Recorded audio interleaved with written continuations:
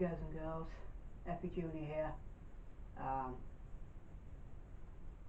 how are you all doing? Hope you're all keeping well and doing what you can and getting out where possible. I'm doing my best to keep up to date with all your videos. Like I say, I've got plenty of time these days, as you know.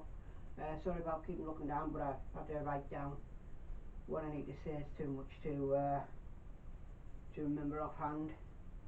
But I wanted to give everyone a full update of what's been happening with me in the last 2.5 months.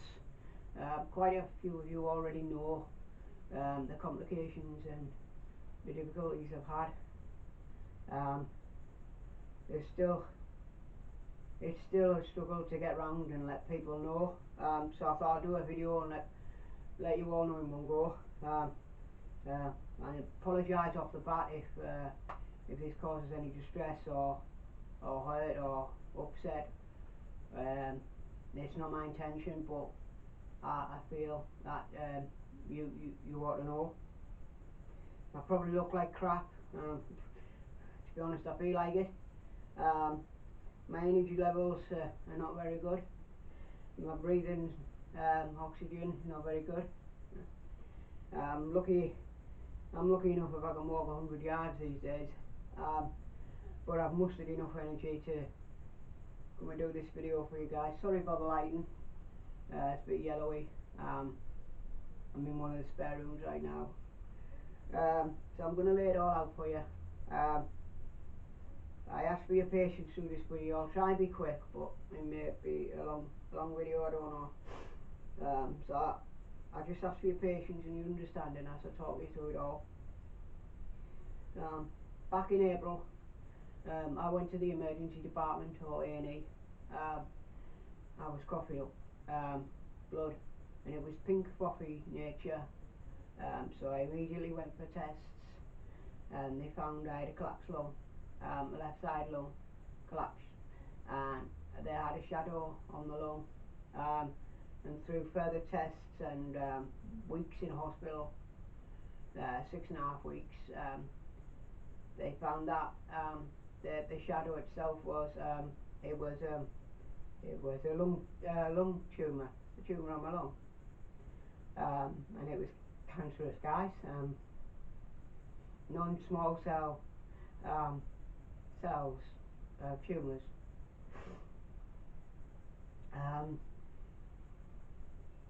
The good thing is they're all compact. They're all in the size of a lemon. They're all in one area of the lung, which is good. Sadly, at this stage, surgery is not an option. So I'm having an intense cycle course of chemotherapy for initially 12 weeks. And eventually, hopefully further on down the line, if they manage to shrink it enough, they may consider surgery to remove later down the line. So fingers crossed that happens, guys. I have chemo sessions on a Tuesday. Normally lasts me all day. A couple hours in the morning, I have a break, and then I have a couple hours in the afternoon. So the Wednesday, sometimes on the Thursday as well, I'm usually wiped out completely, sleeping, no energy, no diet, just sleeping, just totally wiped, guys. It's messed with my mobility in a big way. Like I say, I'm lucky if I can walk a couple hundred yards right now, whereas 3 months ago I could walk a couple of miles without batting an eyelid. So that's hard to take at the minute. But my diet's changed, my sleep pattern's changed. I tend to be awake all night now. Get an hour here, an hour there. But I've been assured by the healthcare team that I've got that by week 6 plus these symptoms should ease and I should get back into a a routine sleep pattern and diet pattern and things like that. Over the next 3 months, as my body continues to adjust to getting the chemo and the treatment inside me, I'm going to try and keep you all updated, but that's only if you want to know, and how you want to know. If you want to know, let me know in the comments below, or send me a PM or whatever. Whether you want to know like the end each weekend at the end of each chemo weekend, or whether you just want one update at the end of each month or something like that. And I'll happily provide it for you. Um, I've accepted my fate. I've accepted the diagnosis. I'm not happy with it. But yeah, I've accepted it. I'm still struggling to come to terms with it. It's not easy. Knowing that my life has been cut shorter than it normally will be. Even though none of us know what's going to happen on the corner, getting on a bus, terrorism, things in the news and stuff, but my life has been dramatically cut short.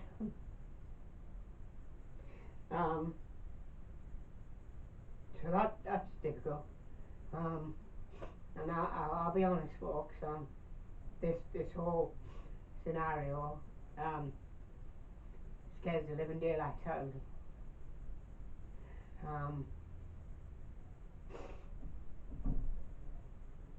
It's hard because I'm leaving loved ones behind, and that's the hardest part for me. Some of my family members have found the news really difficult to come to terms with, and still are struggling themselves. Especially my niece, who means the world to me, as you know, guys. I speak about her a lot. She's really struggling, and I'm doing my best to stay as strong as I can for her.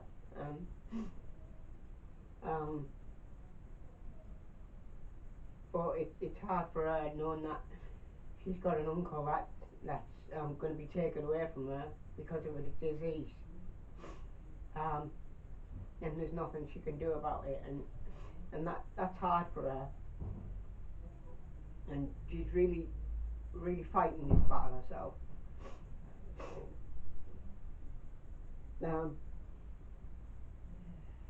She is a lot more attentive right now. She wants to spend a lot more time with me, doing more shopping, doing more little walks around the estate, and you know, when we're going to the beach and that, and we're going in the car, we're just sitting there watching the waves or having a fish and chips or something. She wants, you know, she just wants to spend more time with me at the moment. But I'm doing my utmost to stay as positive and upbeat for her as I can. But it's hard. It's hard, guys. It really is. The people from church, my local church, have been quite supportive. Some more than others. The constant messages going around the church for prayer and stuff has been encouraging, which has been really nice.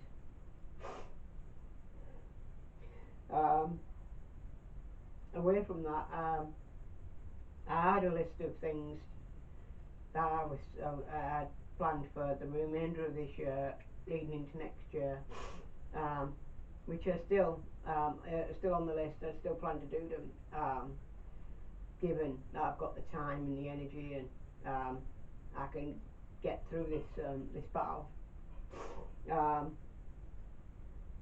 I was all prepped for E-Dale. My bag was packed weeks in advance. I had my train tickets.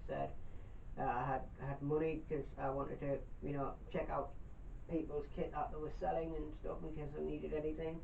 I I was really looking forward to it. And obviously getting sledgehammered with this news, I really I couldn't attend. Um, Although I wanted to. I'm still hopeful for the West Island Way. Obviously, it'll be next year now. Same time frame, October. Um, but that's all dependent on treatment and certain bits of recovery and energy levels and things like that. So again, I'll put it out there close, like after Christmas and January. If anyone wants to accompany me, then I'd appreciate it. And a bit of company for you and a bit of company for me. But I'm still planning on doing it. Um, Planning on hopefully going back to Camp Bazza before the end of the year, and seeing Badger and Foxy and Lee and all the gang. Hoping to catch up with the Camp Shaky lot the end of the year as well, if I can. I'm now on long-term sick from work, unfortunately. Um, but I'm still doing training work. I'm still on a course for challenging behaviour with medications. So I'm still doing that because it's a distance learning course. So and it's a full 12 months. So I'm still in the process of doing that. I'm hoping to return to work at some point once further on down the line. I also plan to catch up on some YouTube tasks. I've got a few tags that I need to carry out. One of them is, I think it's Jez Corbiel, fire tag, and I think Rob McKenzie's got a tag in there. These tags have been for a while, guys, but I haven't managed to get around to them, but I will plan on getting them done. I also have a very important knife raffle winning prize unboxing to do, from a knife that was made by Scott from Wessex Blade for a gentleman up in Scotland who bought it, designed it, bought it, and decided to donate it to the raffle for the MTFU, um, out of his own kindness of his own heart, and I happened to win it. So I've got that unboxing to do. It's a cracking knife, guys. I'll put the links down to Mac Tightwood's videos down below, so you can have a look at it. But I've got to do the unboxing, so I'll do that over the next few days, if that's alright. It's also having this diagnosis has been a big culture shock and a big mental change to me. Like I said, I'm still coming to terms with it and still coming to mental grasps with it. Still a lot of things I've got to sort out in my life, although most things are sorted. But it's given me time to think about like all my gear, and what happens to it afterwards and stuff. Obviously, quite a lot of it's going to go to my nephews and nieces, a little bit here and there, and so I'm going to go through all my kit because I've got numerous duplicates everywhere, cut kits and knives and duplicate saws and sleeping bags. So what I'm going to do is I'm going to go through all the kit, guys. I'm going to lay it all out, and I'm going to give you all first choice to have it. I'm not going to charge you for it. I'm just going to ask you for postage, or if you don't want it yourself but you want to pass it on, pay it forward to other people so other people can use it. Feel free. I'm just gonna make one bag, which will probably be my Snuff Pack Bergen. I'm just gonna have one bag, one full setup, and I'm gonna give that to one of my cousins, a full setup. But obviously that's later down the line. But initially over the next few months I'm going to go through all my kit, so expect a few inboxes, guys, for a heads up of the gear that I'm going to be giving away, you know, providing you pay postage and stuff, so that like it's all sorted in advance. Um, I'm still planning on getting out once the chemo is up and running and get a good run into my system. Because I've only had several sessions so far. I've had disruptions with chest infections and a bloodborne um, blood disease infection, which is they're both cleared up, but they set my chemo back. But I really need a good 4 or 5 weeks of weekly chemo to get into my system to target and attack these cells. And once that happens, my mobility, my diet, my sleep, my energy levels, they will all steadily increase, and I can get myself back out walking and stuff. And I need to get back to my favourite place of Rosebery Top, and I need to get back up there and look over the valleys and do some reflection stuff. So I'm hoping that by the end of July, um, if not middle August, I'll be looking a lot better. I'll have a lot more energy, hopefully. I'll be a bit more of me. Um, I'll be more of me than I do here right now. Um, but apart from that, guys and girls, I just felt that you all needed to know what the situation was. I thank you for your prayers and your thoughts. I know some of you ain't religious, but that's okay. Just having you think about me, or spend 5-10 minutes talking about me and stuff, it means a lot. I thank you all for your messages and your calls and texts. Um, you all know who you are. I've had so many. Some of you have been really, really good. Not just texting, but calling and stuff. And you don't know how much you can pick me up on the dark days, especially on the night when I'm away in the early hours, and I'm just alone with my thoughts, and I've got no one to talk to. Um, that's when it's most difficult for me, because I don't wanna think about it. So I have to try and distract myself in the early hours. So I tend to go on the internet and try and pass the time, um, constantly online to see if anyone's online, um, just to try and take my mind off things and stuff. So if any of you are online in the early hours, um, when you see me, just pop by and say hello or send me a message, and I'd really appreciate that. Um, Apart from that, guys and girls, I want to thank you all very much again for your support and your well wishes. And obviously I'm still in contact with you all. I hope I'm still a valued part of the community, even though I've been out of the community for a while. Not of my own doing.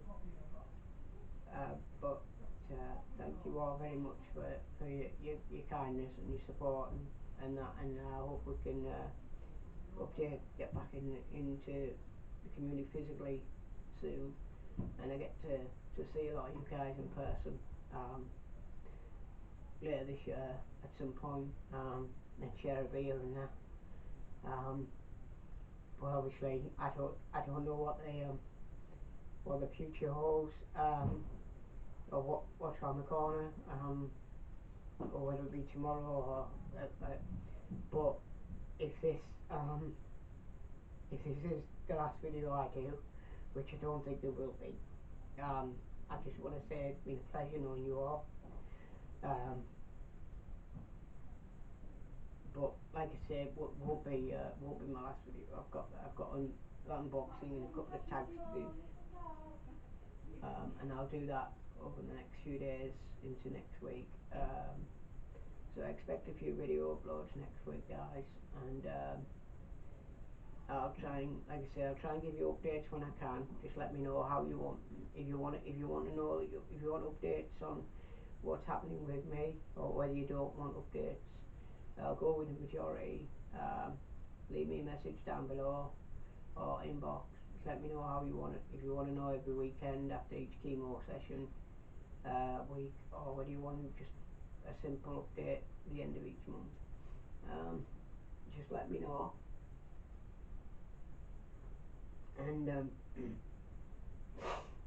just let me know, and I'll gladly give you an update. Obviously, I've given certain people updates via text and phone call anyway at the moment, but if it's it might be easier just doing one update for everyone to see. That's up to you guys. But like I said, thank you all very much. I'm sorry it's not the best video. Not a video I wanted to do. I didn't expect to do. But again, like I say, thank you guys and girls for all your support from not just in this country but across the pond. Especially to special lady over in the west of USA. Thank you for your lovely card and your letter. Really unexpected. Like you said in your letter, you heard it on the grapevine a while back, and you decided to send me some mail. And that letter really touched me, giving you personal insight of what to expect, which was really nice. So thank you very much for that. But thank you everyone for your kind words and texts and mailings and stuff. It really means a lot. So I'm going to end it on that note, folks, and I'll see you in the next video. Okay? So for now, Effie out. Take care.